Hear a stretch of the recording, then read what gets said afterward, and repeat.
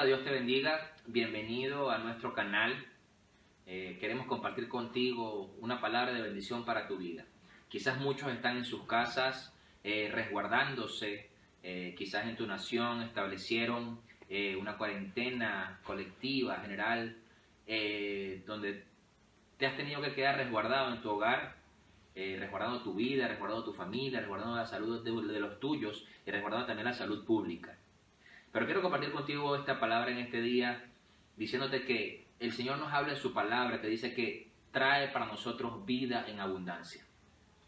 El Señor nos muestra en el libro de Juan 10 una hermosa parábola que nos abre a esta enseñanza diciendo que Él es la puerta para que entren sus ovejas. Y quiero que compartamos y leamos en su palabra. Si tienes tu Biblia allí, puedes abrirla, puedes tomar notas si deseas, para que puedas estudiarlo. El libro de Juan, capítulo 10, versículo 1, dice: ciertamente les aseguro que el que no entra por la puerta al redil de las ovejas, sino que trepa y se mete por otro lado, es un ladrón y bandido. El que entra por la puerta es el pastor de las ovejas. El portero le abre la puerta y las ovejas oyen su voz. Llama por nombre a las ovejas y las saca del redil. Vemos que más adelante, en el versículo 7, dice: por eso volvió a decirles: ciertamente les aseguro que yo soy la puerta de las ovejas. Todos los que vinieron antes de mí eran unos ladrones y unos bandidos, pero las ovejas no le hicieron caso. Yo soy la puerta, el que entre por esta puerta que soy, yo será salvo, dice la palabra. Y vemos este versículo, que es el versículo clave, que es del que estaremos hablando. Dice: el ladrón no viene más que a robar, matar y destruir. Yo he venido para que tengan vida y la tengan en abundancia. Ahora, ¿por qué el Señor contaba esta historia? ¿Por qué? ¿De qué ovejas hablaba? ¿Quiénes son esos ladrones que se refiere? Porque quizás muchas veces pensamos, y en nuestra mente como cristianos creemos que muchas veces ese ladrón como tal es solamente el enemigo, o quizás el inconverso, o quizás el impío. Pero, ¿por qué quieren destruir a las ovejas? ¿Por qué quieren robar, matar? Usted puede tener una interpretación personal de esto, pero vamos a ir un poco al tiempo de Jesús, aquí mismo en el libro de Juan, a ese tiempo donde Él rescata una de sus ovejas. Y podemos verlo en el mismo libro de Juan, en el capítulo 8. Podemos ver esa primera historia de una mujer que se topó con el Señor. Dice el libro de Juan capítulo 8, versículo 1, dice: pero Jesús se fue al monte de los olivos. Al amanecer se presentó de nuevo en el templo, toda la gente se le acercó y él se sentó a enseñarles. Los maestros de la ley y los fariseos llevaron entonces a una mujer sorprendida en adulterio y poniéndola en medio del grupo le dijeron a Jesús: Maestro, a esta mujer se le ha sorprendido en el acto mismo de adulterio. En la ley, Moisés nos ordenó apedrear a tales mujeres. ¿Tú qué dices? Dice, con esta pregunta le estaba entendiendo una trampa para tener de qué acusarlo, pero Jesús se inclinó y con el dedo comenzó a escribir en el suelo. Vamos a hacer una pausa allí en esta lectura. Pero podemos ver algo muy interesante en estos versículos. Punto número 1, vemos a esta mujer que fue descubierta en adulterio. Si nosotros nos vamos un poco atrás al libro de Levítico, versículo 10, dice: si un hombre comete adulterio con la esposa de su vecino, tanto el hombre como la mujer que cometieron adulterio serán ejecutados. Quiere decir que para la ley de Moisés, el hecho de estar en adulterio acarreaba muerte física. ¿De acuerdo? Entonces quiere decir que esta mujer venía ya con esa condena previamente. Ahora, cuando vienen al Señor, que por supuesto el Señor estaba en ese momento enseñando, dando una enseñanza allí, lo interrumpen para poder traerle este caso, tenemos que analizar varias cosas. Punto 1, que estaban ellos tratando de aprovecharse de la compasión del Señor. Jesús era un hombre que transmitía y transmite hoy día piedad. Por lo tanto, los fariseos y todos los maestros de la ley de la época consideraban que eso era una debilidad por la cual podrían algún día capturarlo o echarle mano para poder echar por tierra todas las enseñanzas que él venía diciendo y todo lo que venía hablando a toda la gente. Entonces, podemos darnos cuenta que ellos estaban esperando que Jesús saliera de inmediatamente a defenderla contra esa condena de muerte, contra esa ley que ya estaba estipulada, para poder darle a ellos la oportunidad de capturarlo. Ahora, podemos ver que el Señor, dice el versículo 6, dice, pero Jesús se inclinó y con el dedo comenzó a escribir en el suelo. O sea, Jesús cayó, hizo silencio. Podemos ver tres cosas importantes. Podemos ver un grupo de líderes religiosos que estaban recordando la ley para robar la vida de esta mujer, que ciertamente estaban cumpliendo la ley de ese tiempo. Dice, vemos una mujer, una chica que era merecedora totalmente de la condena a muerte que ella ya estaba esperando, que ella sabía cuál era su condena. Y vemos a un Jesús que calla, un Jesús que guarda silencio. Por lo tanto, él en ese momento estaba siendo llamado como juez de la situación. Ahora, si usted tiene claro estas tres cosas, se da cuenta que los líderes estaban deseosos, esperando la respuesta de Jesús. ¿Por qué? Porque él mantenía silencio, pero escribía en la tierra, y la condenada ya sabía, la mujer ya sabía que estaba condenada previamente. Ella, pienso yo, en su mente no habría otra salida, ¿no?, que la de morir, porque ya había sido capturada. Pero el Señor dio una respuesta sumamente sabia. Yo supongo que a medida que el Señor escribía en la tierra, le pedía a su padre, decía, papá, dame sabiduría para responder a esto. ¿Qué les respondo? ¿Ok? Y dice el versículo 7, como ellos se lo acosaban a preguntas, Jesús se incorporó y les dijo, aquel de ustedes que esté libre de pecado, que tire la primera piedra. Podemos ver que esa frase del Señor acarrió que las piedras que estaban en las manos de esos hombres para ser lanzadas a esa mujer, las dejaron. Y fueron uno a uno yéndose. Dice, inclinándose de nuevo, siguió escribiendo en el suelo. Al oír esto, se fueron retirando uno tras otro, comenzando por los más viejos hasta dejar a Jesús solo con la mujer que aún seguía allí. Entonces él se incorporó y le preguntó, mujer, ¿dónde están? Ya nadie te condena. Nadie, Señor. Tampoco yo te condeno. Ahora vete y no vuelvas a pecar. Vemos la gracia y lo hermoso de nuestro Señor al cuidar su oveja perdida, al cuidar a esta mujer que estaba fuera del redil, que vivía en pecado. Ahora, vemos que esta mujer estaba viva, pero no tenía vida en abundancia. Era presa de su pecado, era presa de la tentación, era presa de la lascivia, del adulterio, de quizás sus propios deseos. Era presa de eso. Por lo tanto, a pesar de que tenía vida, estaba muerta en el espíritu. No podía darse cuenta de eso. Quiere decir que estaba amarrada a la muerte prácticamente. Dice, ya la gente sabía quién era, ya la gente la señalaba.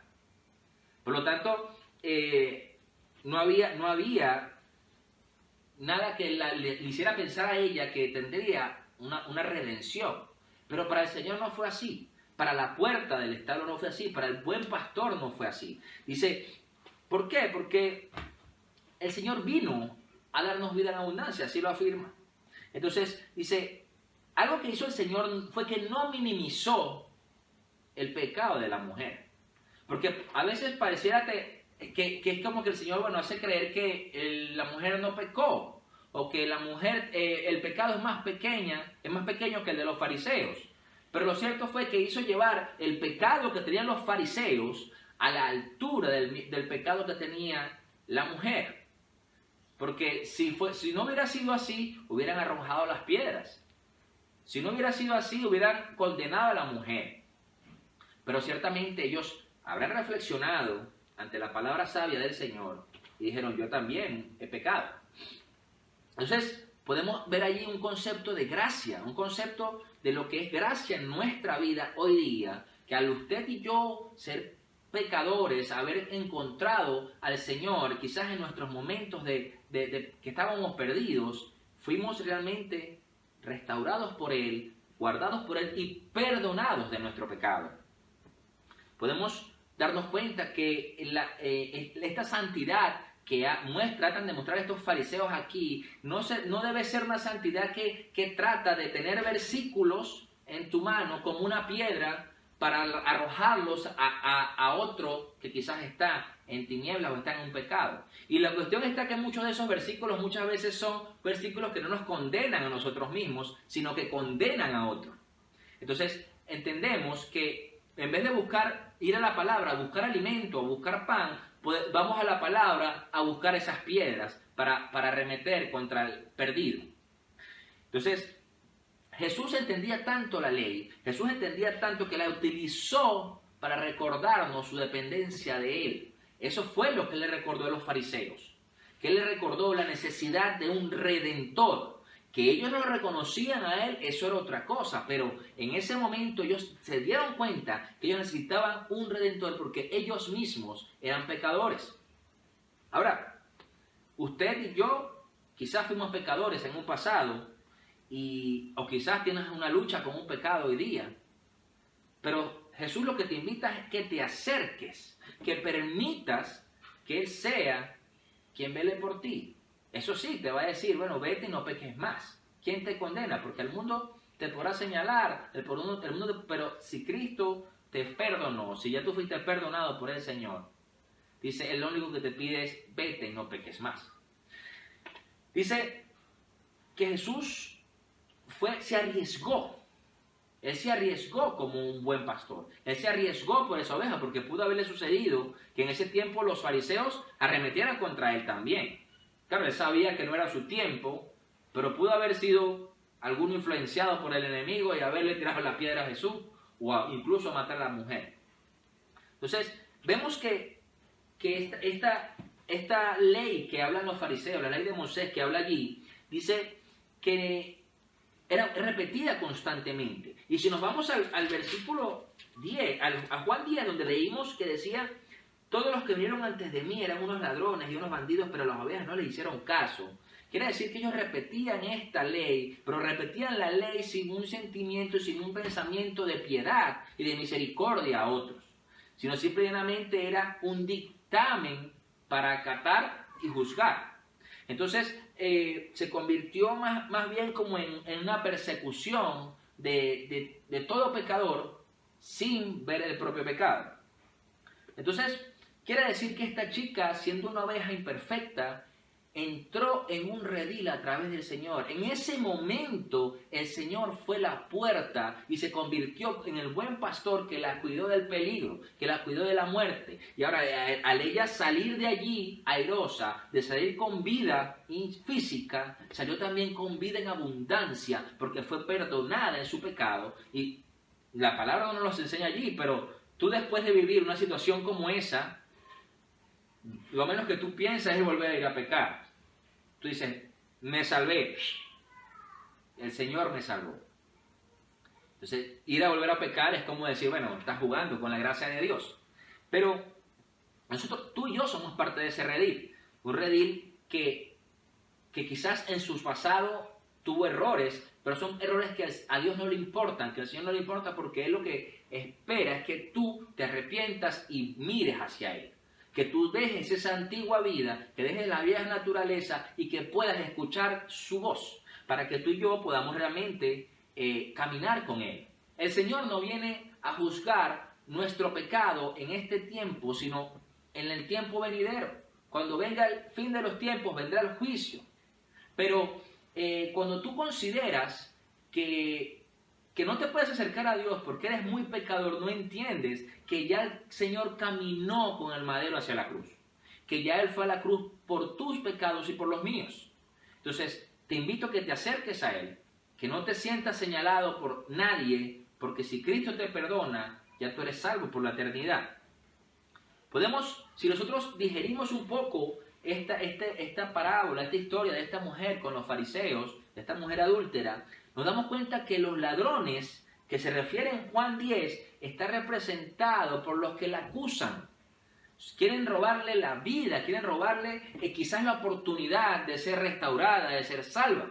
Y nos damos cuenta que la mujer, por supuesto, es la oveja que nos habla allí en Juan 10, porque que nos demuestra que somos seres imperfectos, que Él nos perfecciona y que hasta que no nos encontramos con Él no podemos ser redimidos, para que podamos tener esa verdadera vida, esa vida de abundancia que todos anhelamos.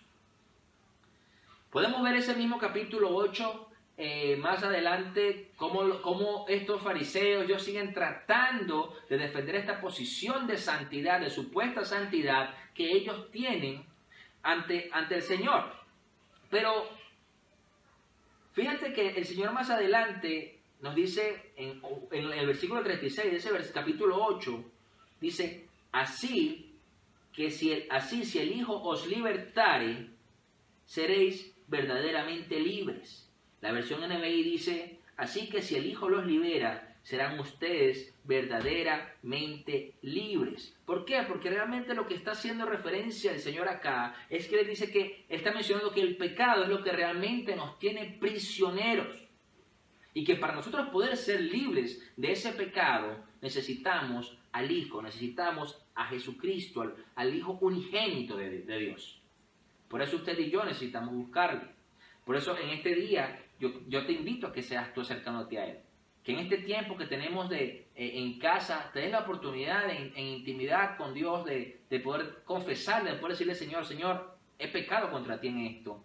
Que tú puedas pedir perdón, que tú puedas arrepentirte. Y que tengas un Señor, un Rey que te guarde, un buen pastor que te guarde ante toda maldad. Por eso es que nos damos cuenta que la gracia de Dios es que nos rescata. Que el tiempo de la ley pasó y que el tiempo de la gracia lo vivimos ahora con Jesús. Podemos ver que ya al final de ese capítulo 8, ya estos hombres ya no estaban buscando apedrear a la mujer. Ya cambiaron el objetivo. Y el objetivo fue el mismo Señor. El objetivo fue que ya Él fue el que se puso por su oveja. Eso hace un buen pastor. Eso lo hace realmente el Señor de señores. Lo hace nuestro Maestro. Ahora, ¿cómo aplicamos esto a nuestra vida? ¿Cómo aplicamos realmente esta parábola y esta enseñanza de la vida abundante nosotros a lo práctico? Muchos de nosotros quizás tenemos posiciones de liderazgo en nuestras iglesias, quizás tienes en tu empresa, en donde tú trabajes, quizás eres una persona influyente en algún medio, tienes un lugar, una posición de eminencia, un cargo político, lo que sea. Pero nos damos cuenta que teniendo esa posición de autoridad, tenemos, y es un deber, tener ojos de redención hacia el otro. Quiere decir que no podemos perder la perspectiva de que todos somos pecadores y lo hemos sido quizás en nuestro pasado delante de Dios y que necesitamos de su gracia. Es decir, que todos hemos sido imperfectos. Quiere decir que debemos dejar de ser esas personas que van a la palabra a buscar piedras, como dije hace un momento, sino que van a la palabra a buscar pan, que tienen misericordia y piedad de toda aquella persona que está en oscuridad, que quizás está envanecida y no conoce, está ignorando su pecado. Y que nosotros mismos, en vez de ayudarlo a salir de allí, lo que estamos haciendo es apedreándolos. Y el Señor lo que nos pide es que podamos lidiar contra eso, amando al mundo como Él lo amó, hasta la muerte. Dice, otra cosa que podemos verlo en lo práctico, si usted ha estado lidiando o usted ha venido lidiando con un pecado contrario a la voluntad de Dios, acérquese a Él. Busque de su presencia, busque llenura en todo tiempo, que sea Él quitándole la adicción, que sea Él quitándole la ansiedad y el querer hacer lo malo. Que su carne no esté por encima de su espíritu. Que el alma no sea la que gobierne la carne, sino sea el espíritu. Por eso es que cuando nosotros entendemos esto, vamos directamente a Dios, buscamos a Dios. Y yo creo que estamos en un tiempo clave del mundo entero, del planeta Tierra, de buscar de Dios. Porque es conocido y es sabido ya que en todas las naciones existe este famoso virus. Y que mucha gente tiene miedo y que mucha gente tiene pánico. Las economías mundiales están cayendo. Pero la realidad es que Cristo viene pronto y que es tiempo de que tú y yo nos pongamos a derecho con Dios, de que podamos realmente comprender que necesitamos un redentor de la mala vida que hemos tenido, quizás sin Dios. Y usted me dirá, pastor, pero yo no soy malo, yo no hago nada malo, yo no hago nada más, ayudo a la gente, yo no me meto con nadie. Pero esto no se trata de qué tan bueno eres tú, se trata de qué tan bueno es Dios para rescatarnos. Porque la palabra nos dice que cada uno de nosotros en Romanos debe confesar al Señor con su boca para ser salvos. No es por obra, es por fe. No se trata de que tantas cosas buenas hagamos, sino que realmente dejemos que sea Dios quien gobierne nuestra vida. Por eso usted y yo no podemos ser como esos fariseos y esos líderes religiosos que vemos en esta historia, porque si alguien necesita de Cristo, usted y yo debemos acercarnos a Él, amarlo. Y si usted necesita de Cristo, debe dejar amarse. Porque tanto el que está con Cristo necesita y quiere compartir de la palabra y del amor de Cristo, como el que no está en Cristo y el que está en pecado necesita de esa palabra, necesita de esa vida en abundancia. Y por supuesto de nuestro testimonio. Por eso es que usted y yo no podemos ser cristianos de la boca para afuera. No podemos ser cristianos de domingo, es simplemente ponernos bonitos para ir el domingo a la iglesia y que luego eso se vaya por la borda por nuestras malas actitudes o nuestras malas palabras, incluso nuestra falta de misericordia hacia otros. Por eso es que algo que usted debe comprender es que la iglesia no es un club de santos. La iglesia no es un lugar donde todo el mundo está flotando en una nube, como decimos mi esposa y yo. Sino se trata de un lugar que son personas, seres imperfectos, que están buscando una oportunidad de Dios en su vida. Que sea Dios transformándole, que sea Dios cambiándole. Y que en el nombre de Jesús esas personas puedan ver realmente la gracia de Dios, la redención de su vida y son transformados completamente. Por eso es que usted puede ver tanta gente que cuando llega a Dios, cuando llega a una iglesia, es cambiada y usted dice, oye, ¿qué le pasó? Realmente se trata de que permitió que Dios trabajara en él. Y quizás quitó lo malo y seguirá quitando, moldeando hasta su partida de esta tierra o hasta la venida del Señor. Pero la realidad es que usted y yo necesitamos dejar de vernos como los más santos y empezar a vernos como seres imperfectos. Y no quiere decir porque estés pecando, quiere decir porque tú entiendes que aún hay cosas en tu vida que Dios trabaja, porque necesitas de Dios todos los días. Por eso yo te invito a ti en este día a que no pierdas esta oportunidad, de que tú puedas darte cuenta de que Dios te da una oportunidad para ser transformado, así como lo hizo con esta mujer adúltera. No importa cuál sea tu pecado hoy, no importa qué es lo que te está atando. No importa si tú has sido de la parte de como estos fariseos que has estado señalando y tirando piedras quizás al que no conoce de la palabra, quizás al que está cautivo. Tú también tienes la oportunidad de que Dios sea redimiéndote, de que Jesús perdone tus pecados. Solo debes acercarte a Él más allá de la letra, más allá de lo que sabes, sino realmente con una necesidad de que sea Dios llenando tu espíritu y tu corazón. Por eso, si tú quieres tener vida en abundancia, debes dejar que el buen pastor sea el que abra la puerta. Debes escuchar su voz y aprender a reconocerla. Porque no todas las voces son las voces de Dios. Por eso, busca su palabra, indaga en ella, aliméntate. Pídele a Dios revelación de eso, de cada cosa que leas. Y no permitas que las circunstancias del mundo, no permitas que las acusaciones y los señalamientos que te hace la gente te alejen de Él. Porque si lo pudo hacer con esta mujer, que ya estaba condenada, como quizás tú y yo lo estuvimos, ya estaba condenada, tú también puedes ser salvo. El Señor te va a decir, yo tampoco te condeno, vete y no peques más. Por eso usted y yo Cuando empezamos a caminar con Dios, empezamos a tener una vida llena de presencia, buscando agradar al papá y no agradar al hombre. No importa lo que usted haya hecho en su pasado, no importa sus errores.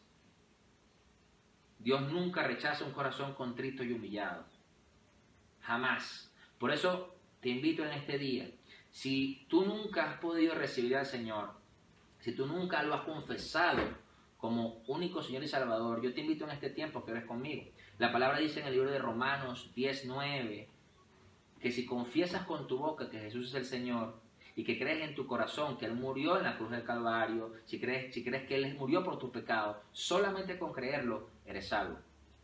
Por eso te invito a que ores conmigo y que cierres tus ojos allí y digas: Señor Jesús, en este tiempo te doy gracias por salvarme. Gracias porque aún siendo imperfecto, tú me levantas, tú me restauras, tú me limpias. Te pido, Señor, que entres en mi corazón, que dirijas mi vida, que me des la fortaleza, que pongas el querer como el hacer en mí, que me ayudes a dejar el pasado y a avanzar hacia lo nuevo, que eres tú, Señor. Avanzar hacia tu verdad. Te pido, Rey, que escribas mi nombre en el libro de la vida y no lo borres jamás. Amén. Solamente con esa oración ya tú tienes a ese buen pastor, a esa puerta de las ovejas que tuvo esa mujer en Juan 8. Solamente con entregar tu vida a Él. ¿Que es sencillo dejar las cosas del pasado? No, no es sencillo. Pero Dios nos da la fortaleza. Porque la palabra dice en Filipenses que todo lo podemos en Cristo que nos fortalece. Por eso yo te invito a ti en este día que camines de la mano con el Señor, más en este tiempo, más en todo lo que está pasando, y no te detengas, no mires atrás. Oremos para poder despedirnos y que podamos estar en presencia de Dios en nuestros hogares. Padre, te doy gracias por este tiempo, gracias por cada una de las personas que me está viendo en este momento, Señor, en el lugar que sea, que bendiga sus vidas, que bendiga sus hogares, Señor. Que los protejas, Señor, de toda esta situación, que proveas a sus casas, que cubra los dinteles de su puerta con tu sangre, Señor. Que en el nombre poderoso de Jesús, Señor, ningún espíritu pueda atacarlo, Señor. Que hagas un vallado de ángeles a su alrededor, que toda venganza, Padre Santo, y que toda palabra que ha llegado a sus oídos a través de este video, Señor, pues sea edificante para ellos, Señor. Que los alimentes, Padre, en cuerpo, alma y espíritu, Señor. Que en el nombre poderoso de Jesús no se aparten nunca de ti. Que donde sea que ellos se encuentren, Padre Santo, ese lugar alumbre, Señor, con tu luz. Que puedan ver a través de ti, a través de ellos, a tu persona, Jesús. Y que puedan sentir, Señor, tu respaldo en todo momento. Te pido que los bendigas y que los guardes. En el poderoso nombre de Jesús. Amén y amén. Nos vemos pronto. Dios les bendiga.